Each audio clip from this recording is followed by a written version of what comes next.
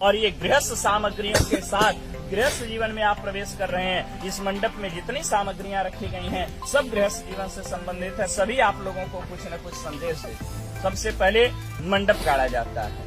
मंडप बांस का ही क्यों गाड़ते हैं? तमाम नंबू बम्बू तंबू आते हैं, कायों का गाड़ देते हैं।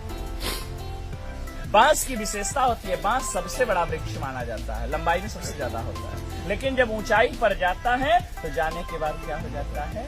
झुक जाता है। यह बांस वर और कन्या को आप लोगों को यह संदेश देता है कि जीवन में आप लोग कितनी ही ऊंचाई पर क्यों न जाइएगा, हमेशा अपने श्रेष्ठों के प्रति विनम्रता का भाव रखिएगा, क्योंकि नमंती फलिनो वृक्षा नमंती गुणिनो जना शुष्क वृक्षाश मूर्खाश न नमंती कदाचन। फलने वाला वृक्ष और गुणी व्यक्ति हमेशा झुके रहते हैं, मूर्ख व्यक्ति और सूखा पेड़ कभी झुकता नहीं। कुछ यहाँ साइंस पढ़ने वाले भी होंगे, हो सकता है 2-4 अक्षर पढ़ लिए हो तो सोचेंगे तो पंडित का ढकोसला है, साइंस सिद्ध करता। ये मंडप जो हरे बांस का गाड़ते हैं, हरा बांस जो होता है विद्युत का सुचालक होता है।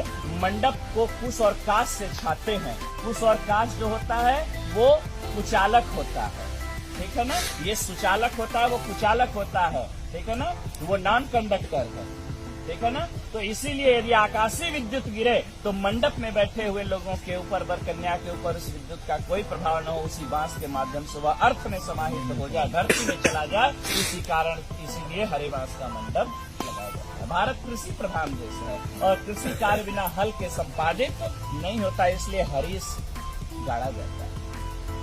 मंडप में ओखली और मूसल पुत्रोत्पत्ति की क्रिया को प्रदर्शित करने के लिए रखा जाता है। सील और लोढ़ा, सील हटा दिया जाता है, लोढ़ा लगाया गया था। अभी आपने लोढ़ा बच्ची के पैर के पास से हटाया। इसका यह भाव है कि हे देवी, ये विपत्ति रूपी पहाड़ है, आपके जीवन में यदि किसी भी प्रकार की कठिनाइयां आती रहेंगी, मैं इसी प्रकार से उसको अपने हाथों से हटाता रहूंगा, मैं आपके मार्ग को प्रशस्त करता रहूंगा, आपको घबराने की आवश्यकता नहीं है। इसके बाद मंडप में रखते हैं चकरी।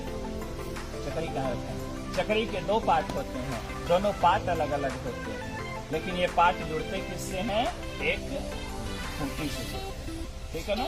जब तक ये दोनों पार्ट खूंटी से जुड़े रहते हैं तब तक इसमें रहर डालिए, मटर डालिए, चना डालिए, कितना कड़ा पदार्थ डालिए, सबको दलते हुए बाहर कर देता है। लेकिन जिस दिन ये खूंटी टूट जाती है उस दिन दोनों पार्टों का कोई महत्व नहीं रह जाता। यह वर और कन्या भी चक्री के 2 पार्ट के समान है और ये वर और कन्या जो आज पति पत्नी के रूप में परिणत होने जा रहे हैं।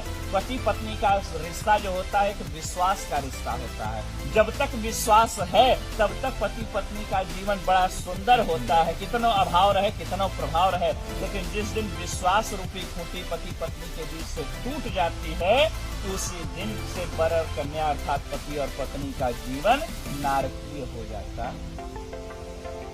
इसी भाव को प्रदर्शित करता है यह चक्री। सुग्गा, सुग्गा क्यों लगाते हैं मंडप में? सुग्गा मीठा बोलता है। बोले महाराज सुग्गा से भी मीठा तो कोयल बोलती है, कोयल लगा देना चाहिए था।